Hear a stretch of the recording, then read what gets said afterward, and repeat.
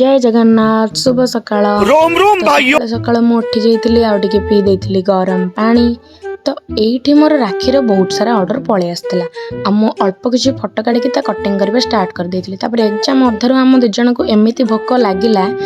आमे दु जण पळैतिलु टिके मोमो खाइबे पे कॉलेज बाहर को तापर ई गोड़ भंगा व्यक्ति को नहीं कि आम मैंने कुआडे जाउथलु ना रथ यात्रा आमे माने आसिक फास्ट गुंडीचा मंदिर पाखे पहुंची जाइतिलु तो एठी देखि पारथि पहड़ पड़िछि कारण महाप्रभुंकर भोग आरंभ हो जाइतिला तो आम मैंने बाहर टिके अपेक्षा कर देइतिलु तापर तीन ठाकुरंकर मन शांति करके पूरा दर्शन सारिदेलु आ बड़ दाण्डरे रथ देखिया पे पळैतिलु सेठी सरीबा परे आम माने मीना बजार रे डायरेक्ट अटैक करथिलु तो एठी सुपर सीनियर आ मु आ शिवानी जिना तो एमानक मध्य रे कंपटीशन चलथिला जे की अधिक राग खाइ पारे तो देखि पारछे भाई माने प्लेट रो ही आपण माने जानि पारछे की अधिक राग बोल भाबरे खाइ पारुछि तो से खाई की ता प्लेट को फोपाड़ी सारिथिला तो आम माने बुली बुली पळैतिलु टिके चस्की गला बाखबु बुलिबु कोन पाइ म से साइड रे ही ठियाइतिला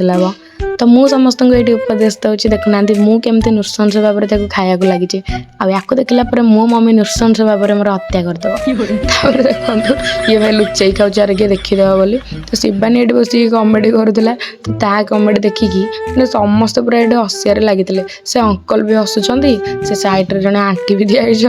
सी भी सेमती कमेडी देखी देखिए सी भी हसी हसी मैंने कहतुनि कौन कहबू से देखो राखी के सारा जिन कौन लुचई लुचई किणुचे आमठू तापर मु जुआड़े भी जाए यात्रा को तो किचन सामान आने तो ये आम दीदी पलि आसला घर को तो बाहागर पर से फास्ट टाइम आसी तो मम्मी ये शोई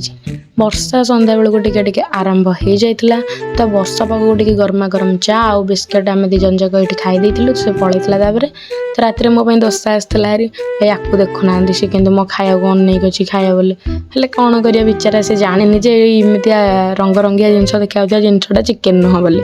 से किंतु विकल होकर अनेची छाड़ू।